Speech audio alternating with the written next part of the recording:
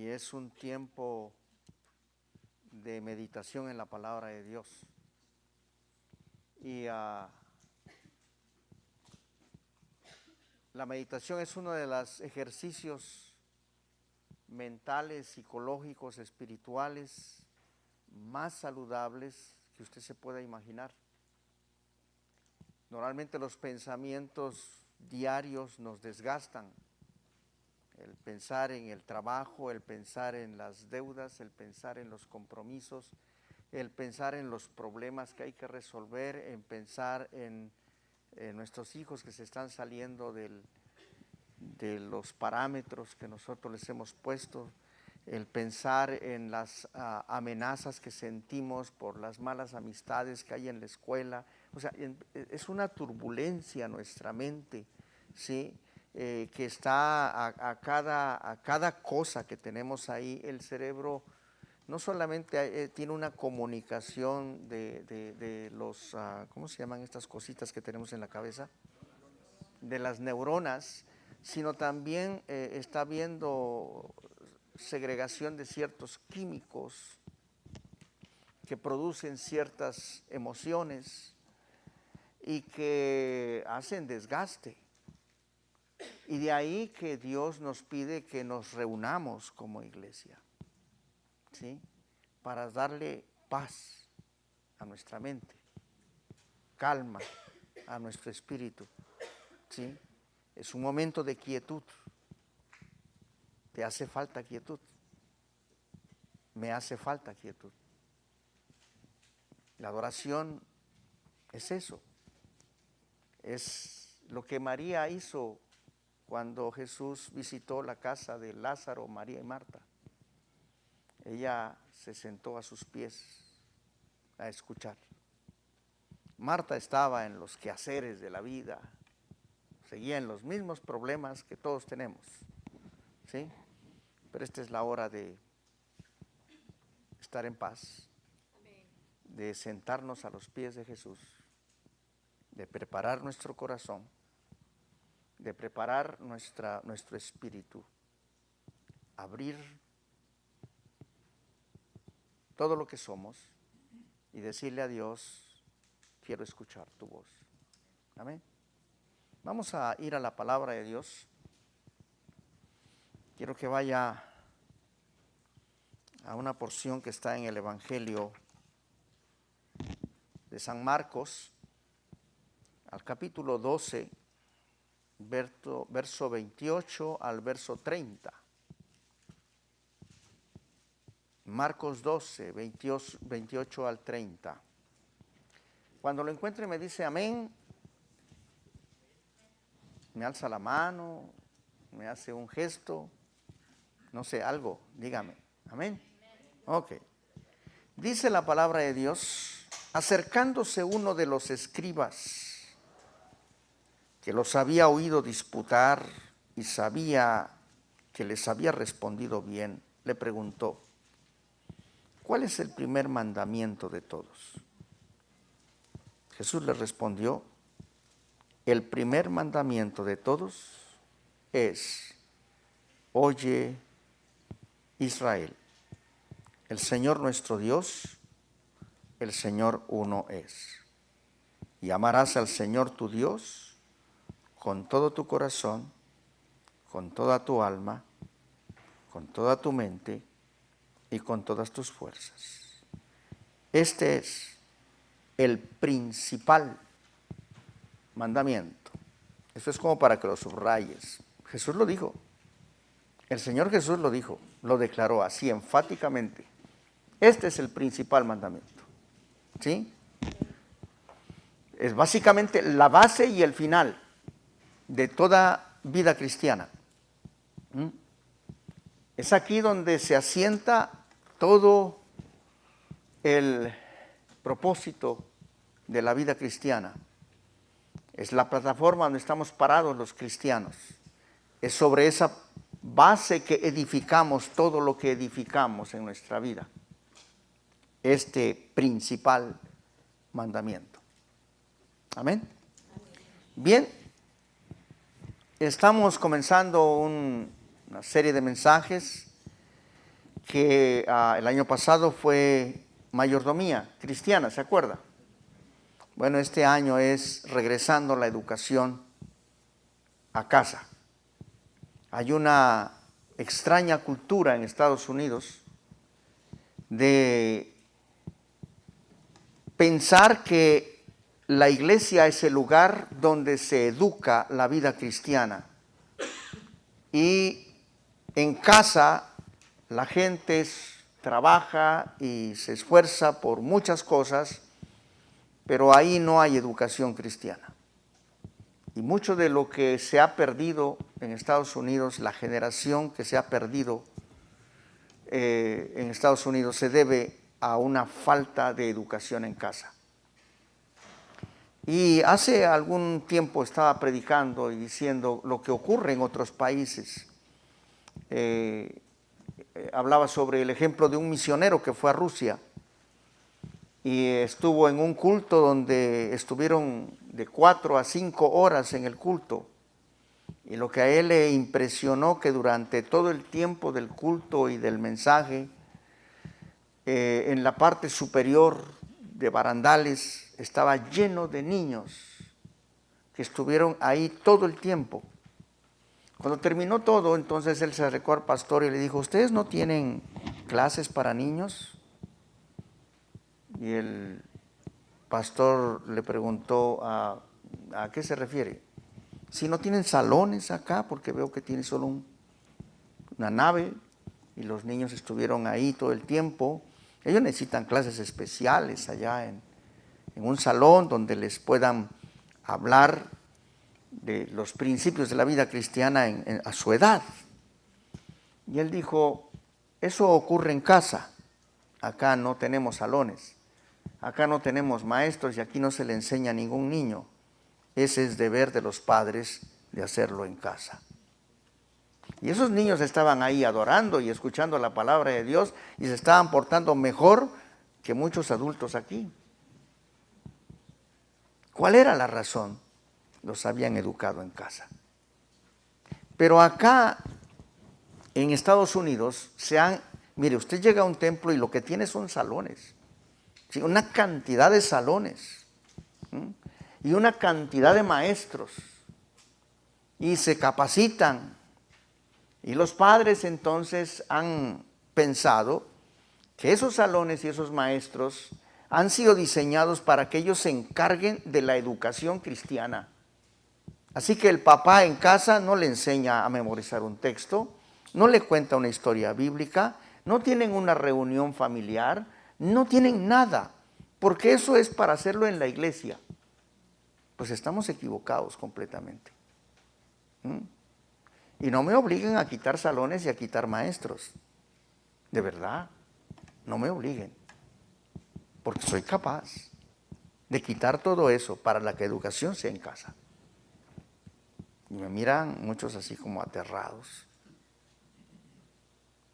El jueves, como parte del programa de la iglesia, porque ustedes saben que el domingo en la mañana a las 10 de la mañana, ¿qué cosa sucede? Escuela dominical. Y a las 11 del día, ¿qué ocurre? La alabanza. Y a casi las 12, ¿sí? ¿Qué es lo que ocurre? El mensaje de la palabra de Dios. De los tres, ¿cuál es más importante? Y entonces, ¿por qué llega solo el mensaje? O sea, ¿no es importante alabar a Dios? ¿No es importante traer una ofrenda de adoración a Dios? ¿No es importante ser instruido en la palabra de Dios? El mensaje no es para instruir la palabra de Dios. El mensaje es para ir a tu conciencia, a llevarte a la concientización de las cosas y llevarte a tomar decisiones. Para eso es el mensaje. Pero la instrucción es en la escuela dominical. ¿Entiende? Entonces, después de regañarles, hagan una cara face, una happy face. A ver, happy face todos. ¿A cuánto les dolió el regaño? ¿No? muy suave. Imagínense, ya cuando uno envejece, hermano, ya también ya no le tiene tantas fuerzas para regañar, hermano. Bueno, estamos entonces en que el día jueves, ¿sí? Y disculpen los que están viendo por televisión o Facebook este mensaje, pero yo diseñé este mensaje para la iglesia y bueno, tengo que hacer algunas cosas antes de entrar al mensaje. Día jueves, como parte del programa de la iglesia, así como el miércoles desde oración, el día jueves, a partir de esta semana, es el tiempo devocional familiar. Jueves. Pastor, ¿no podría yo cualquier otro día? No, no puede cualquier otro día. Y le voy a decir por qué. Porque si yo le doy la opción de que sea cualquier otro día, no lo va a hacer. ¿Me entiende? No lo va a hacer. Pero cuando usted sabe que hay un programa establecido, que el día jueves usted se reúne con la familia para tener un tiempo devocional, un tiempo de oración, de compartir la palabra de Dios, no tiene que ser una hora, no. Tampoco le cargue a los muchachos algo que no están acostumbrados. Y como decía Carlitos el domingo pasado, hágaselo ameno, ¿sí?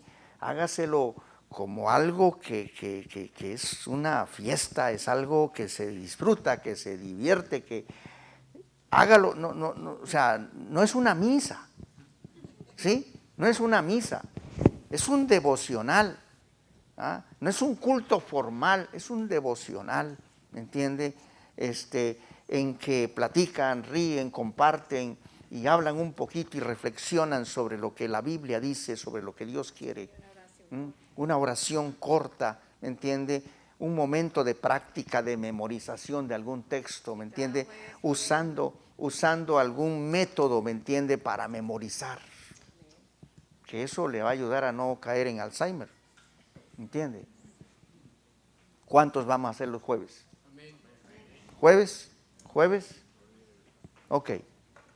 Y hay otra cosa más, ¿sí? Hay otra cosa más. A partir del domingo, mi hermana Yesenia, ¿sí? ¿Usted se llama Yesenia? Miró por atrás. Hermana Yesenia, usted es la encargada de preguntarle a cada familia si tuvieron su culto familiar, su devocional familiar. Y en una lista usted me los pone a todos los que sí lo hicieron. Y en una lista a los que no lo hicieron. ¿Sí? Usted va a ser la encargada. ¿Ok? Tiene un buen trabajo este año. Y ella lo va a hacer bien porque ella es muy responsable. Bien, ahora sí entramos en el mensaje. Amar a Dios, el distintivo cristiano. ¿Sí? ¿Quiénes somos los cristianos y en qué nos distinguimos? Una de las cosas que nos distinguen como un grupo especial, un pueblo especial, una congregación especial, es que amamos a Dios. ¿Sí? El pueblo de Dios ama a Dios. ¿Sí? Esa es una de las cosas maravillosas que ocurre. Y cuando yo leo esta parte del Evangelio, acercándose uno de los escribas, le pregunta, ¿cuál es el primer mandamiento? Y el Señor Jesús contesta, más que el primer mandamiento, es el principal mandamiento. ¿Entiende eso? ¿Ah? Para el fariseo era el primer mandamiento. Para el Señor Jesús era el principal mandamiento. Oye, Israel, este era el Shema. Y la palabra Shema se toma de la palabra hebrea Shem, que quiere decir oír o escuchar. Por eso se traduce oye, Israel. La palabra oye, de ahí se tomó la palabra Shema. El Shema de Israel es oír, es pon atención, es escucha, que quería decir obedecer. Oye, Israel. Jehová nuestro Dios, Jehová uno es. Y esta es una de las cosas fundamentales que nosotros los cristianos tenemos. Nosotros tenemos un solo Dios. ¿Cuántos creemos eso? Tenemos un solo Dios, creemos en un solo Dios, tenemos nuestra fe puesta en un solo Dios, toda nuestra vida está enfocada en un solo Dios. no aceptamos delante de Dios a ningún otro ídolo, a ninguna otra persona. Nadie está por encima de Dios. Dios es el único en nuestras vidas. ¿Ah? Él es la base de nuestra vida, un solo Dios. Obviamente creemos que ese Dios es trino, que es Padre, que es Hijo y que es Espíritu Santo, porque la Biblia lo dice. Porque nos habla de un Padre que es Dios, nos habla de un Jesucristo que es Dios, nos habla de un Espíritu Santo que es Dios. Y lo dice, hay un montón de textos, ¿entiende? Un día estos les voy a hablar sobre eso. ¿Ah? Y vamos a ver una cantidad de textos que habla que el Espíritu Santo es persona y es Dios. Que el Señor Jesucristo es Dios y que el Padre es Dios. Creemos en un Dios trino. Oye Israel, Jehová nuestro Dios, Jehová uno es. Pero el tema aquí es el amor. Y esto es lo primero que Dios va a enseñarle al pueblo de Israel. A mí me encanta el Antiguo Testamento porque el Antiguo Testamento para mí es la base. Cómo Dios trató con el hombre. Cómo Dios trató con un pueblo. Cómo Dios trató con su familia. Cómo Dios trató con sus hijos. Y cuando yo sigo los pasos de Dios, cómo lo hizo, ¿sí? Empiezo a descubrir un montón de principios y un montón de cosas que me ayudan a mí a entender lo que es la familia y la relación entre padres e hijos. Dios es sabio y es el principio sobre el cual está basada todo lo que es la educación familiar cristiana. Entonces comienza diciendo, amarás a tu Dios. Es un mandamiento. Es un mandamiento. No es una opción, es un mandamiento. Y cuando Dios te da este mandamiento, te lo da por varias razones. Y antes de entrar a esas razones, quiero decirte que el amor como se define hoy, se define de varias maneras. Mire, hoy está el amor definido a nivel psicológico o psiquiátrico. Hoy está el amor definido a nivel filosófico. Está el amor definido a nivel literario. Se ha escrito mucha literatura sobre el amor. También el amor se ha estudiado a nivel teológico. Y me llamó la atención cuando estuve viendo una investigación del amor a nivel neurológico. Y entonces entendí por qué hoy, la generación de hoy, no duran sus matrimonios. Están por 3 años, 4 años. Estamos hablando de los artistas, estamos hablando de la gente, de los artistas por lo más nos enteramos, pero es una cantidad de gente que solamente permanece juntos, no se casan por 3 años. Algunos se casan, los artistas sobre todo, para llamar la atención, para subir los niveles de popularidad. Y a los 3, 4 años se les acabó el purrún, dice mi esposa. Y ya se divorcian. Y bueno, y comienzan otra relación por otros 3, 4 años.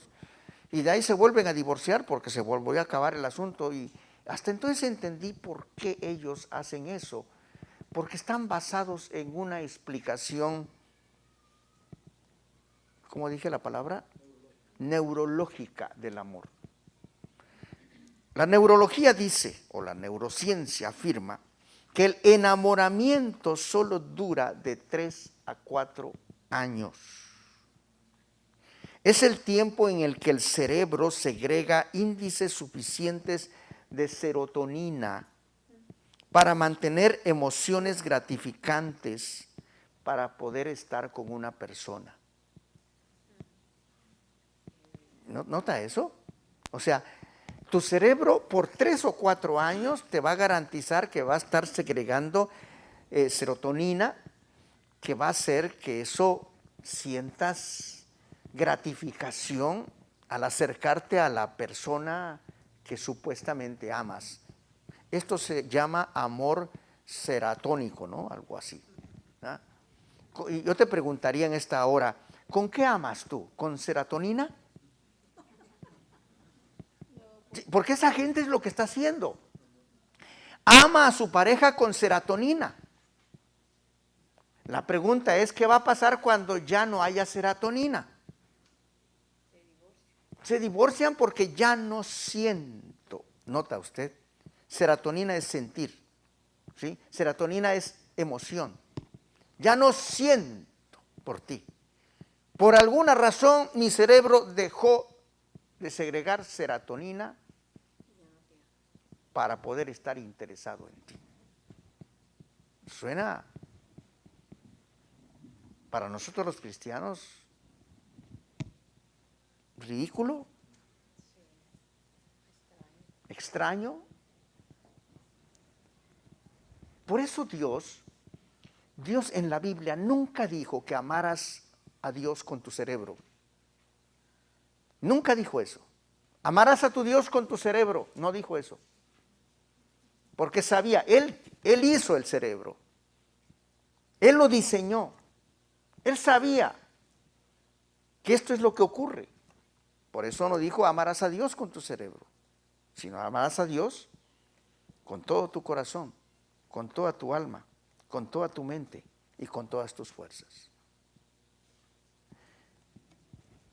Dios nos manda a amarlo, no con la serotonina, que no es duradero, sino nos manda a amarlo con una decisión y con un compromiso.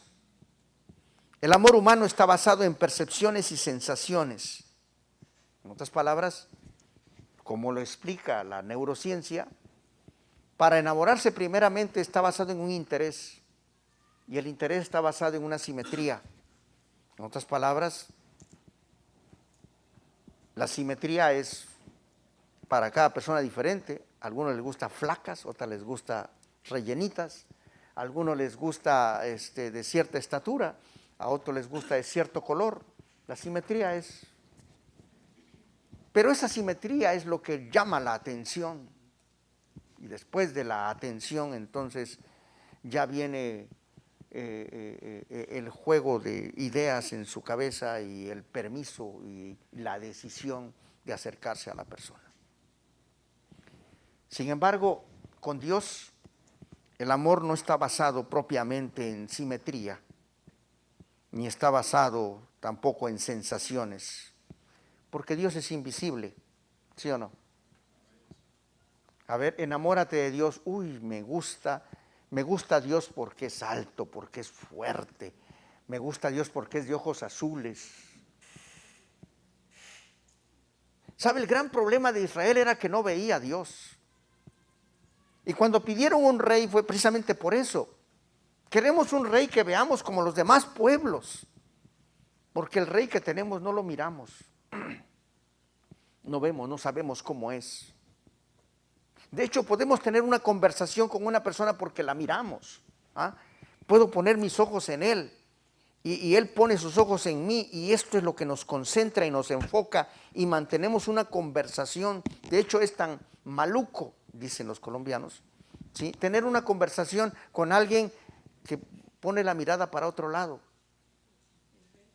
¿Sí o no? Es malo.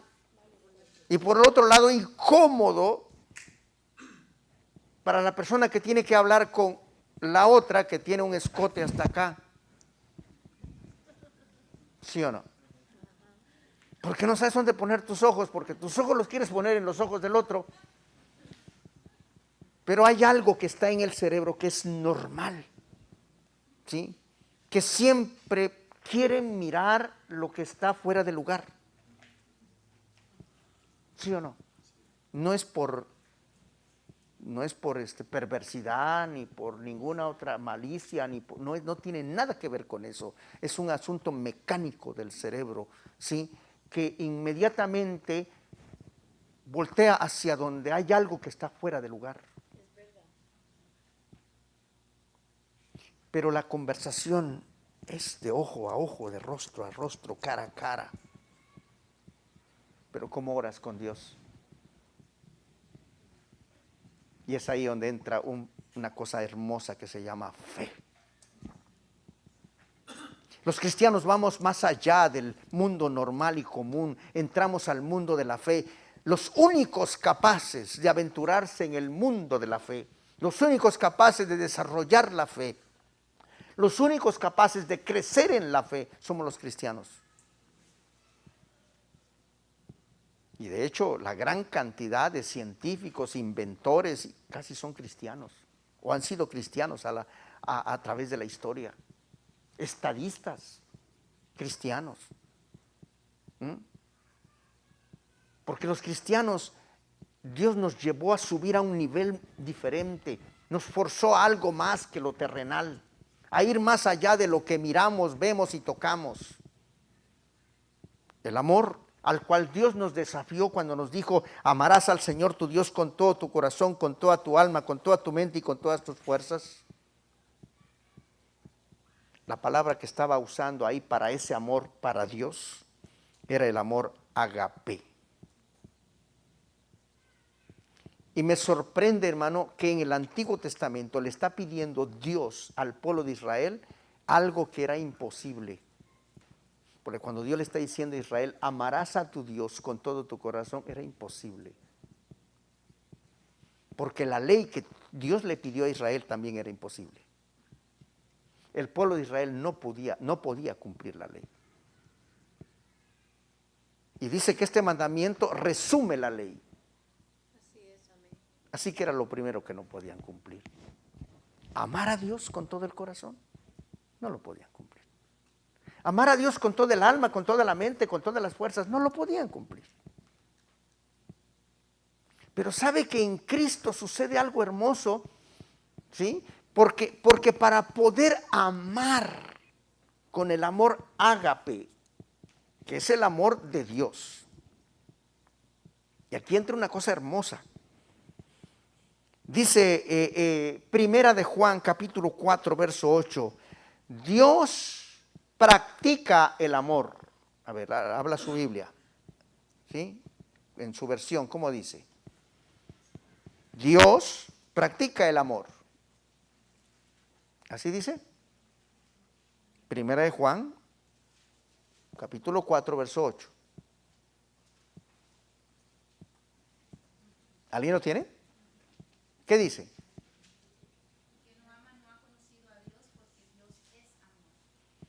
Dios es amor, o Dios practica el amor. ¿Nota usted que hay una gran diferencia entre Dios es amor y Dios practica el amor? Dios no practica el amor, Dios es amor. Es la esencia del amor, es el principio del amor. Todo amor humano que existe tiene su base en el amor de Dios.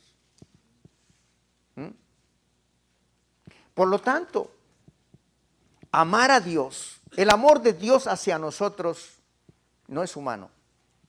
El amor de Dios hacia nosotros es ágape. Porque es un amor, hermano, que se da sin que el otro lo merezca. Es una decisión de Dios. Cuando usted va al libro de Efesios va a encontrar que Dios nos amó. Dice, por una determinada decisión de Dios. Él decidió amarnos. Es una decisión. En el capítulo 1 de Efesios lo va a decir, en sus primeros versos. Dios nos ha decidido amarnos. Él nos ama. Porque Dios es amor. Y dice la palabra de Dios que el plan de Dios es que nosotros le amemos a Él también. Pero la única manera de amarlo a Él es que Él ponga en nosotros ese amor que Él tiene para nosotros.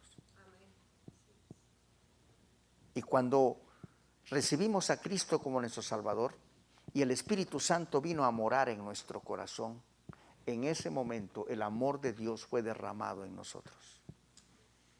Y cuando el amor de Dios ha sido derramado en nosotros, ahora nosotros somos personas capaces de amar a Dios.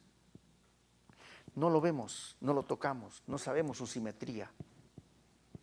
No sabemos si es hermoso o es feo. Pero cuando leemos la palabra de Dios lo conocemos por su carácter. Y es su carácter lo que nos enamora. Son sus atributos los que nos enamoran. Y aprendemos a amar a Dios porque conocemos a Dios a través de lo que la palabra de Dios nos dice. Y el amor que usamos para amar a Dios es el amor ágape. Ágape describe el amor de Dios hacia nosotros, pero el amor de nosotros hacia Dios. El amor de Dios, hermano, hay algo que usted va a encontrar en la Biblia, hermano. Nunca va a encontrar que el amor de Dios hacia nosotros sea meloso. Y esto no lo inventé yo. Esto lo leí hace años en un gran erudito de la Biblia. No encuentras un solo verso de la Biblia donde describa a un Dios meloso. Y cuando hablo de meloso es ese Dios que, ay, mi chiquito. El amor de Dios es justo, es santo. El amor meloso es alcahuete. El amor meloso es pásalo todo. Y hay una cosa más que descubrí también en la Biblia, en todo el Antiguo Testamento, es que el amor de Dios es acción. O sea, en otras palabras, hay mucha gente, hermano, que le dice a su pareja que lo ama, la ves, es besucón, es meloso, es abrazador, acariciador, todo tiene, ¿me entiendes? Y dice, uy, pero qué romántico ese hombre, cómo la ama. Pero a la hora de las acciones, hermano, no hace nada por ella. No hace nada.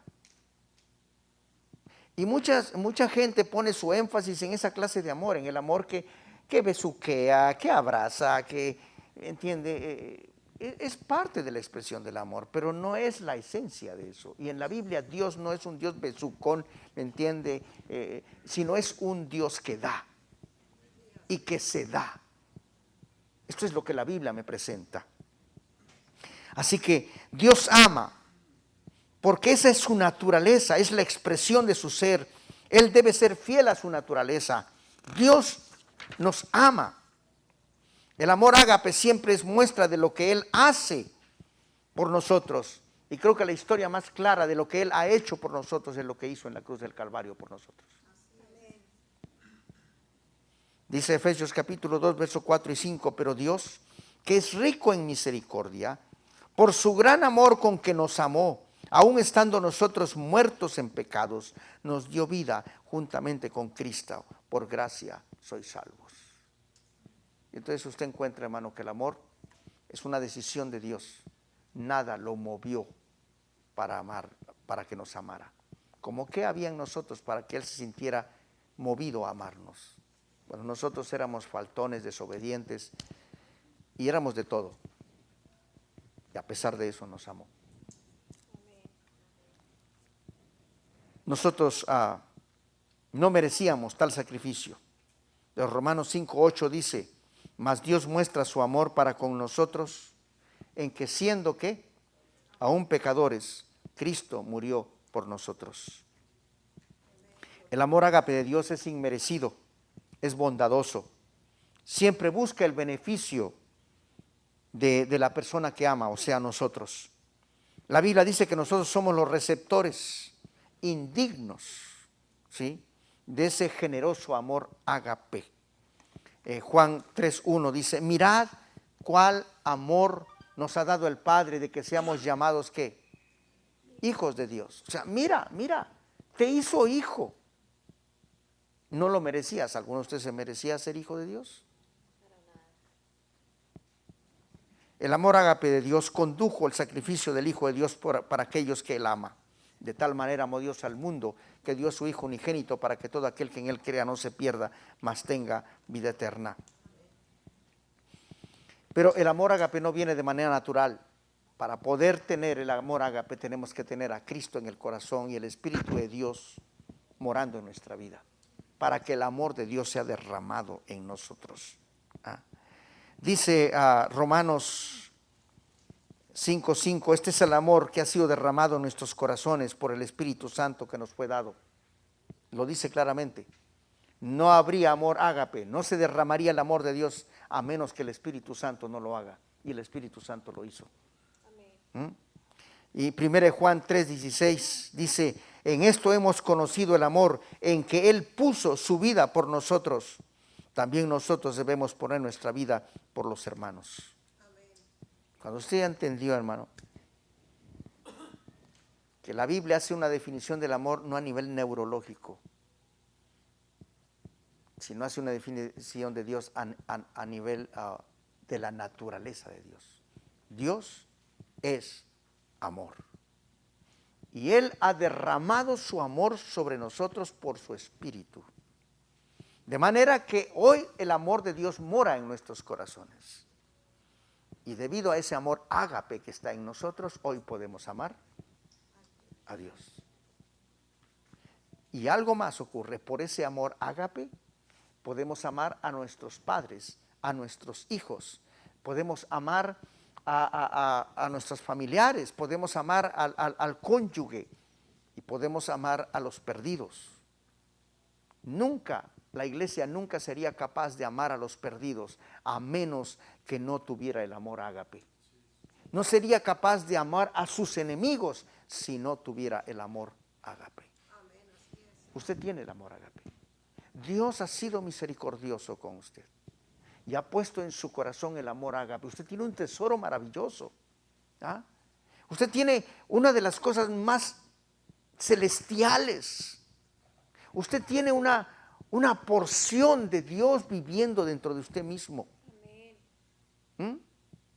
Tiene la joya más cara, más maravillosa, el amor ágape morando en su corazón. Para amarnos los unos a los otros, para amar a tu pareja. Cuando se acabe la serotonina esa y ya no esté, ¿me entiende?, segregando tanto. Dios puso eso por 3 años para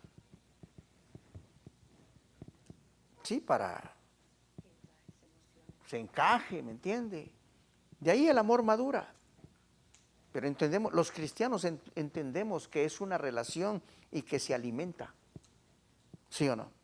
Se alimenta. Y esta gente no pone nada de su parte. O sea, en otras palabras, lo que yo siento quererte, siento no quererte. Hoy siento que estoy así, hoy siento que no estoy. Nosotros los cristianos no caminamos por lo que sentimos. Lo he dicho tantas veces. Yo no siento ganas de trabajar, yo no siento ganas de no sé, de ayunar, no siento ganas de nada de eso. Pero yo tomo la decisión. ¿Usted cree que yo siento, muchas veces, no siempre, muchas veces siento muchas ganas de orar, pero otras veces no tengo ganas de orar? Pero tengo una disciplina. Hay una iglesia por qué orar. Tengo sobre mis hombros un montón de gente que pues está en peligro. Hay un montón de gente que está manejando un camión que se puede voltear y yo tengo que orar por ellos. Yo tengo que orar por aquel que trabaja en lugares peligrosos. Yo tengo que orar por la iglesia, por la vida espiritual, por un montón de cosas. Todos los días yo tengo que orar por la iglesia porque ese es mi deber. No tengo ganas de orar, eso no importa. Ese es mi compromiso con Dios y esa es la decisión que yo he tomado. ¿Cree que después de una jornada de trabajo tengo ganas de leer la Biblia? No tengo ganas, pero tengo un compromiso de alimentar a las ovejas y yo no puedo dar lo que yo no tengo. ¿Entiende? Como padres de familia, hermano, y la educación en casa, usted es la primera persona que tiene que aprender a amar a Dios. No sabemos amar a Dios y creo que tu oración debería ser esa: Señor, enséñame a amarte. Enséñame a amarte. Nací con una naturaleza caída, una naturaleza, Señor, que no te obedece. Pero Padre, tu Espíritu vive en mí y tu amor ha sido depositado en mí. Yo te pido que me enseñes a amarte con todo el corazón. Y cuando habla del corazón está hablando, y el alma es como la repetición. En el Antiguo Testamento siempre va usted a ver que se dice una cosa y se repite de otra forma.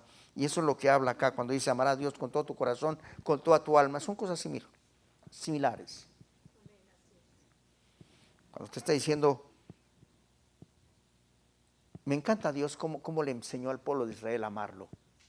Se lo enseñó a través de las primicias. Cuando usted estudia las primicias y encuentra la gran riqueza que hay en las primicias. Por eso nosotros practicamos las primicias, no por ley, sino como un principio bíblico. Eso quedó en la ley, en el Antiguo Testamento era por ley. Hoy no lo practicamos por ley, sino como un principio eterno que Dios dejó ahí y enseñó a su pueblo. ¿Qué significan las primicias?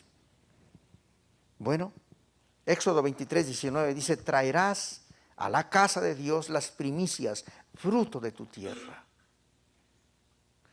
Y cuando ellos comenzaron a practicarlo, comenzaron a entender qué significaba el amor de Dios. En primer lugar, significaba que primero es Dios. O sea, la cosecha se daba y cuando el grano maduraba, ellos sabían que había que escoger la primera cosa que escogían. No era para llevarlo a la casa, no era para venderlo y pagar sus deudas. Lo primero era para Dios. Este principio, hermano, es un principio moral. No es un principio ceremonial, es un principio moral. Lo primero es Dios. Lo primero es para Dios. Hermano, ¿quién te da la vida? ¿Quién es la fuente de toda bendición? ¿Por quién estás de pie? ¿Por quién tienes salud?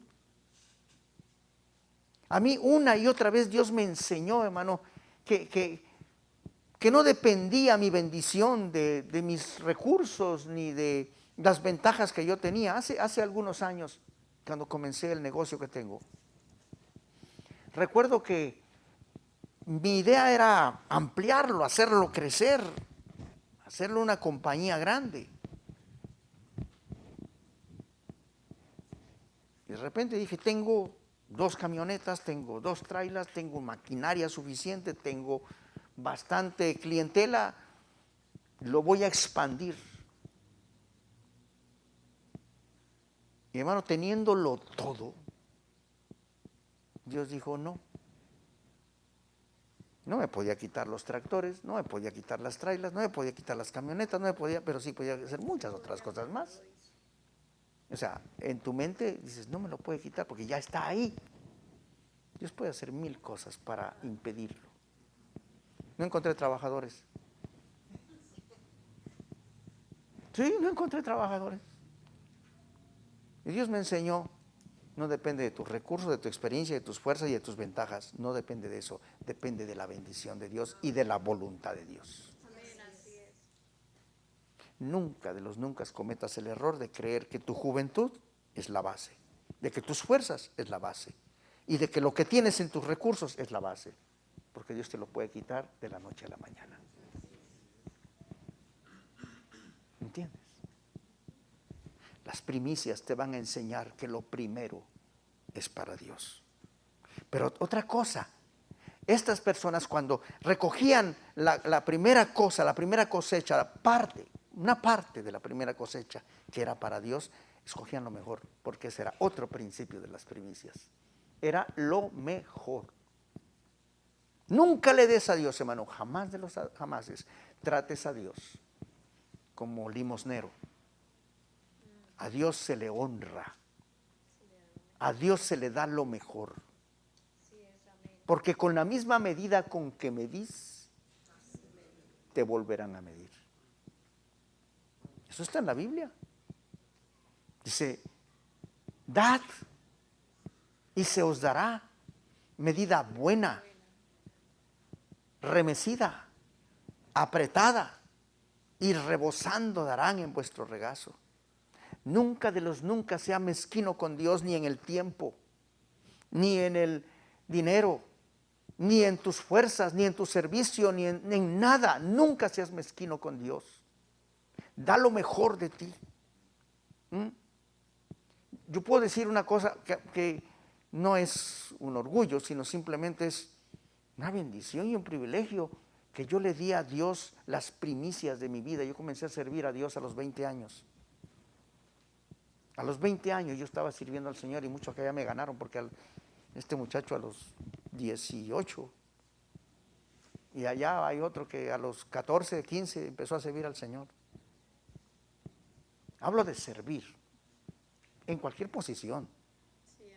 A mí como pastor, pero a otros comenzaron a servir al Señor desde muy pequeños. Pero le están dando las primicias de su vida, lo mejor de su vida, lo mejor de su fuerza. Y una cosa te digo, hermano, nunca seas mezquino con Dios. ¿Cuántas horas tiene la semana? 168 horas. ¿Cuántas horas te gastas trabajando? Hasta 50 horas.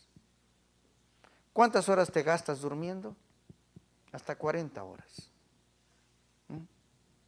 ¿Cuántas horas te gastas en la televisión? Hasta 20 horas. ¿Cuántas horas vienes a la iglesia? El miércoles, 2 horitas y no vienen. El domingo, 3 horitas y vienes a la hora del mensaje. Yo te pregunto, ¿es mezquindad o no es mezquindad? No te redarguya allá adentro. Señor, me siento mal. ¿Qué distingue a un cristiano? El amor a Dios. ¿Qué distingue a los cristianos? El dar lo mejor a Dios. ¿Qué distingue a un cristiano? Dar lo primero a Dios. ¿Qué distingue a un cristiano? Es poner a Dios en primer lugar. Dios está por encima de todas las cosas. ¿De verdad? Dios está por encima de todas las cosas. Cuando yo voy a venir a la iglesia, hermano, preciso, vengo a la iglesia y ya se me descompuso tal cosa, pues que se quede descompuesta. Mi prioridad es venir a la iglesia. ¿Sí? Preciso, cuando yo venía a la iglesia, me anunciaron que mi mamá está enferma y que necesita ir al hospital. No, pues, Carlitos, hágase cargo, porque yo tengo que estar aquí en el teléfono, parado por alguna noticia de lo que va a pasar. No, mi deber es ir a la iglesia. Allá voy a orar y a honrar y a pedir a Dios por mi madre que está enferma. ¿Está entendiendo? No estoy regañando, solo estoy como tocándote la conciencia y como que vuelvas.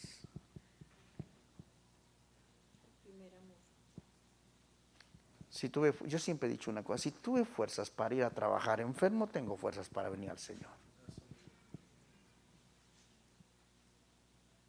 Pero mezquino con Dios nunca, porque a mi rey, los cristianos lo tratamos como rey. Lo servimos como rey, le damos lo mejor. Para Él es nuestra vida. Dios está por encima de todas las cosas. El amor a Dios es manifestado en la gratitud, porque esas eran las primicias. Las primicias significaban que tenían una gratitud a Dios por la bendición que Dios le había dado en esa cosecha. Y como esa gratitud era grande, tomaban lo mejor y lo primero, y en gratitud venían y lo traían a Dios. Era gratitud. Hermano, no hay alguien más que esté tan consciente de esa gratitud que un cristiano. Los cristianos estamos conscientes de eso. ¿Quién me dio la vida? Dios. Cuando yo estoy comiendo, hermano, y veo esta semana una mojarrota frita, hermano, que freímos en casa, que la compramos en Costco. Usted se compra así el paquetote, hermano, una rosadita, bonita, grandota. Ella la sazona, hermano, y lo ponemos a freír tostadita, hermano, con una salsita y unas tortillitas, pero tostadito, con un sabor exquisito. Le digo a Dios, no merezco esto, Padre. No merezco esto, pero qué pena, pero qué rico. Un cuñado mío decía eso. Qué pena, pero qué rico.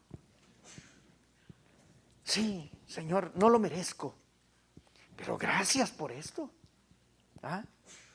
Cuando con mi esposa muy seguido estamos en la casa, hermano, y miramos esa casa. Quizás la tuya sea mejor que la mía, pero nosotros la vemos mejor que la tuya.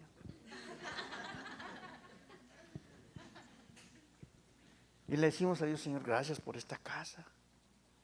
¿Ah? Gracias porque no está en Edman, está en el sur ahí con los mexicanos. Gracias, Señor, porque no tengo que pagar esos impuestotes allá, mi impuesto es cómodo. Gracias, Padre, por esta casa, ese patio tan grande, hermano, que mi esposa le da para hacer ejercicio, caminar y correr. Gracias por lo que nos das, porque tenemos una casa. Y oren todos para que mi hermano Rolando tenga su casa. Está en oración. Es una petición. Gracias por todo lo que tenemos. A ti te lo debo. ¿Con qué pagártelo? ¿Con qué pagártelo?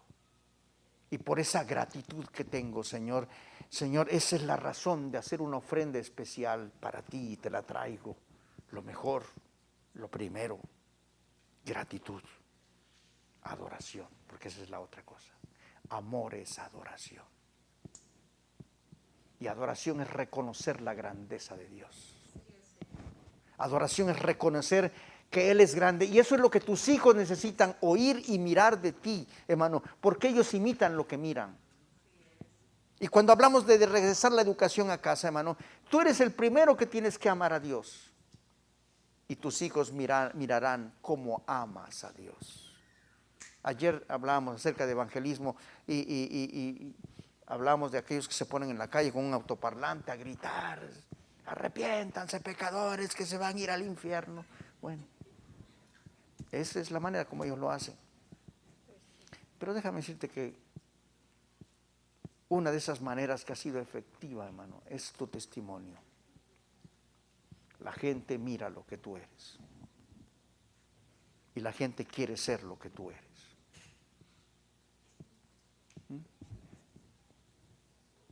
Dios nos dio un distintivo hermoso. Amamos a Dios. Por eso se llama así el mensaje. Amor, amar a Dios, el distintivo cristiano. Amamos a Dios, lo mejor, lo primero. Él está por sobre todas las cosas. Siempre será el primero. Le damos con gratitud, le damos en adoración, reconociendo su grandeza. Porque amamos a Dios, porque ese es el distintivo que hay en nuestro corazón. Amamos con el amor ágape. Nuestro amor también es lealtad, fidelidad. No hay, de verdad, no hay amor más fiel que la pareja cristiana. Un cristiano es fiel a su esposa y es fiel a su esposo por el amor ágape que hay en él. Una cristiana no tiene esos miedos de que, como la vecina, ¿me entiende? Que le anda checando el teléfono a ver qué tiene ahí en su Facebook. Los cristianos no. Sabemos que la persona que está con nosotros es fiel, es confiable. Decía mi abuela, dice, la mujer que te va a engañar, dice, aunque así le pongas cuidadero, te va a engañar. Y la mujer que te va a ser fiel, no necesitas preocuparte, ella te va a ser fiel.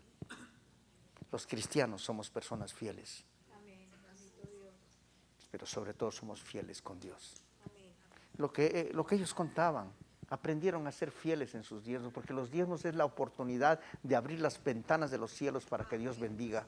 Así es, amén. Pero también no diezmar es cerrarte las puertas, ¿me entiende? Y la bendición que era para ti, pues no vendrá, hermano, porque no creíste, porque no confiaste. Dios dijo que iba a bendecir, que sanaría nuestra tierra, que multiplicaría nuestro grano. Y Dios lo ha hecho. Así es. Lo he visto en mi vida. Yo testifico de lo que yo he visto, de lo que yo he vivido. Hemos sido fieles en los diezmos y Dios nos ha bendecido. Amén. El amor a Dios es una relación que se cultiva todos los días. Una relación a través de esa palabra que me alimenta y Dios me habla. Es la oración que yo dedico a Dios. Pero y aparte de ello es la comunión con su cuerpo. La iglesia es el lugar donde yo me reúno con el cuerpo de Cristo y donde recibo su bendición. Es una bendición la iglesia. Amén. ¿Sí o no? ¿Mm? Porque la familia de allá afuera, hermano, pues piensa de otra manera, tiene otro Dios, tiene otro amor, tiene otras cosas. Y antes, ¿te acuerdas que hacíamos unos pachangones con la familia y la pasábamos re bien? Y ahora como que ya no, porque ya piensan de otra manera, creen de otra manera, sus intereses son de otra forma. Y nos sentimos como raros, como incómodos.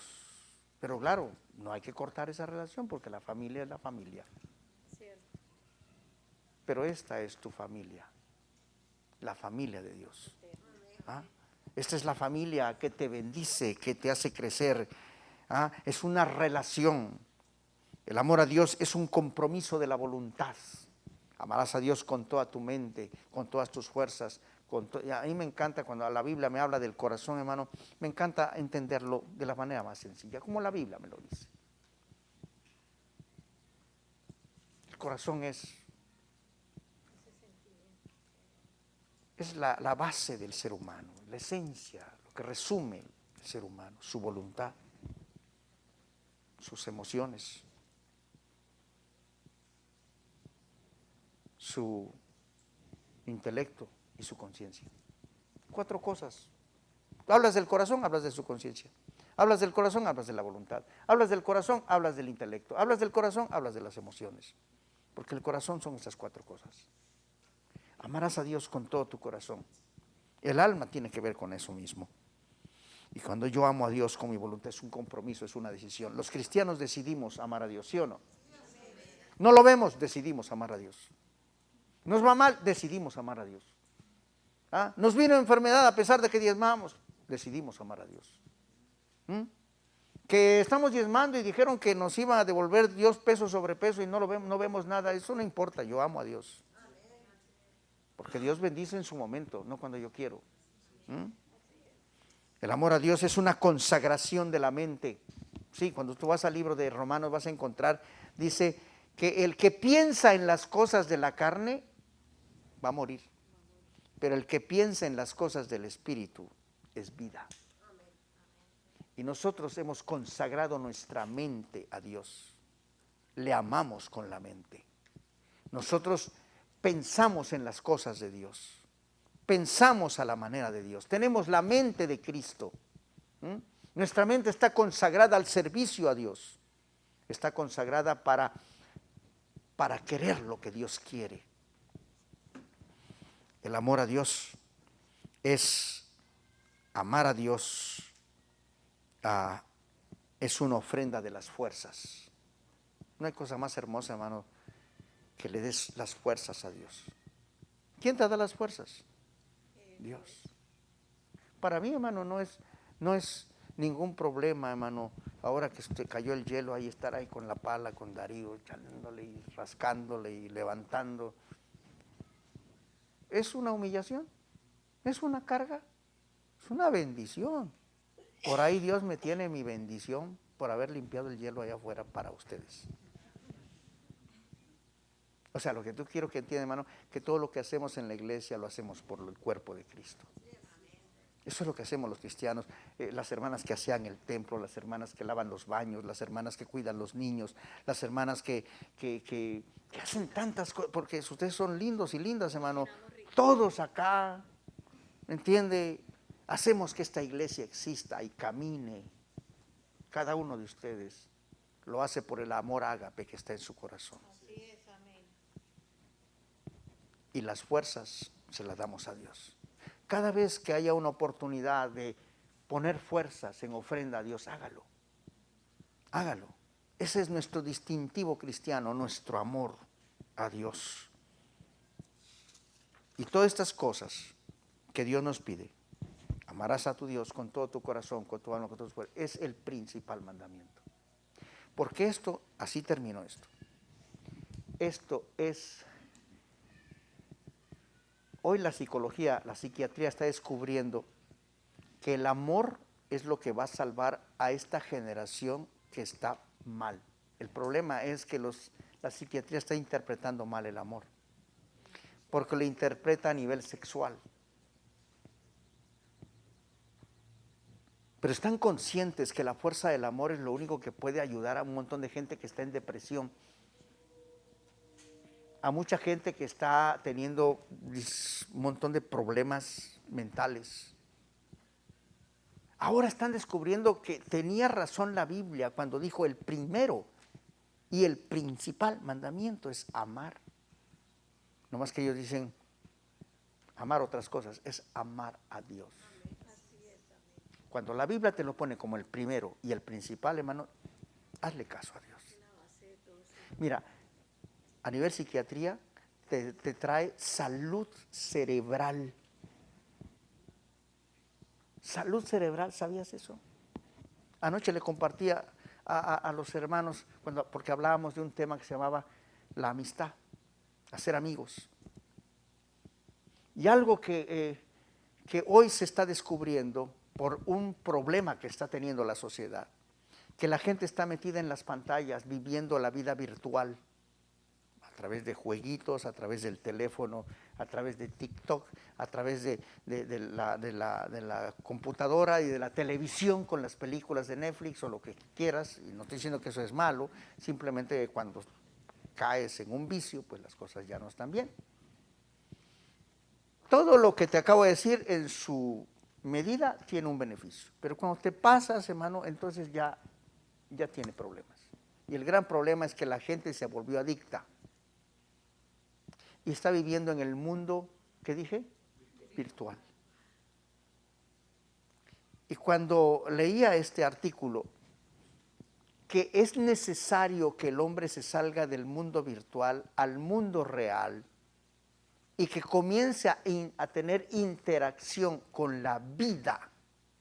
Vida. Dice, los árboles son vida, las plantas son vida, los animales son vida y las personas son vida. Necesitan interactuar con lo que tiene vida, porque eso le va a traer desarrollo a la parte prefrontal del cerebro, porque eso le va a traer salud psicológica, salud mental, sus neuronas funcionarán mejor.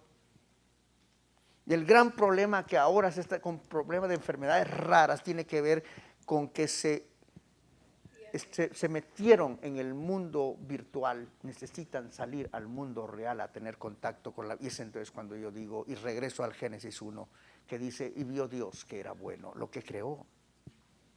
Las plantas, los animales, los monstruos marinos. Ahora las terapias que se usan para los niños que tienen problemas y síndromes, les dan un perrito y mire, el niño avanza. Les enseñan a montar un caballo y su relación con el caballo les ayuda a salir a progresar. Porque tienen contacto con la vida. ¿Usted cree que Dios se equivocó al darnos una creación tan hermosa? Cada cosa que Él puso fue para nuestra bendición y beneficio. Amarás a Dios con todo tu corazón, con toda tu alma, con todas tus fuerzas.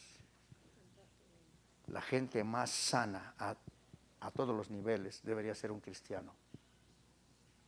Pero un cristiano que aprendió a amar a Dios con todo su corazón, con toda su alma y con todas sus fuerzas. Póngase de pie.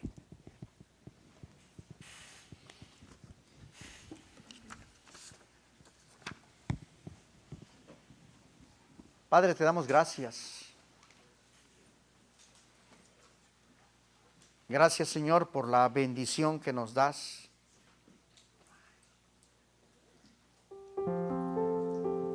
De poder reunirnos este domingo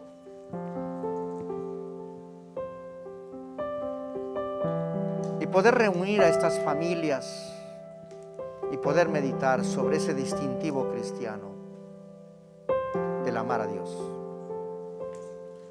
Algo que ya es una realidad de nuestra vida y que practicamos, pero que necesitamos transmitir a nuestros hijos ahí en ese culto del jueves, en esa reunión familiar del jueves,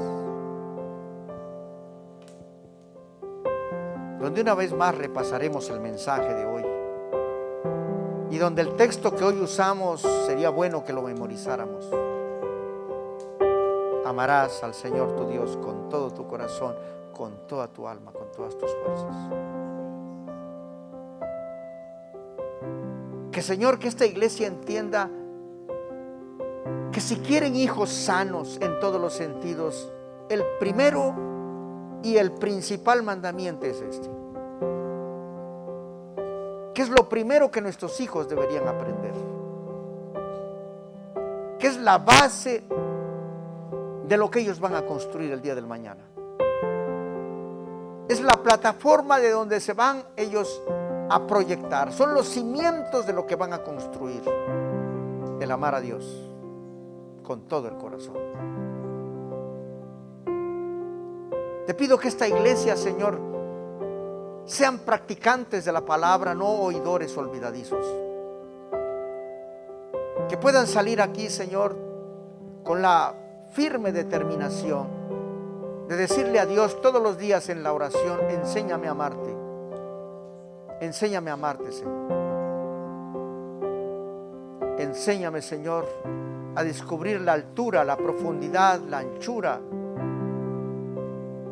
del amor de Dios. Y que yo pueda transmitir eso a mis hijos, a mi descendencia. Que ellos también aprendan a amar a Dios como una decisión. No amar a Dios con serotonina, porque eso son emociones que van y vienen. Es amar a Dios con una decisión y con un compromiso. Porque de esa manera prepararemos a nuestros hijos para amar un día a sus hijos, a su esposa, a su cónyuge, para amar a los pecadores, para amar a los enemigos y para darles una fortaleza espiritual, mental y psicológica que día y mañana necesitarán para ser personas exitosas. Padre, ayúdanos a ser hogares cristianos que tenemos como fundamento de nuestra vida el amar a Dios, así como las primicias, lo mejor para Dios, lo primero para Dios. Dios está por encima de todo. Por gratitud a Dios, por adoración a Dios, por fidelidad a Dios.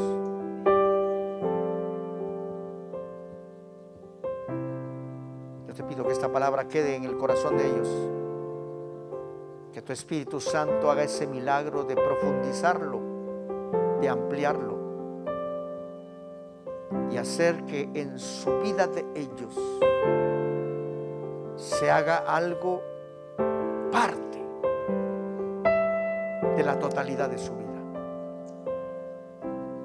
Gracias te doy por tu palabra y te pido, Señor, que nos des un día de bendición, una semana de victoria. Eso lo declaramos en el nombre de Cristo.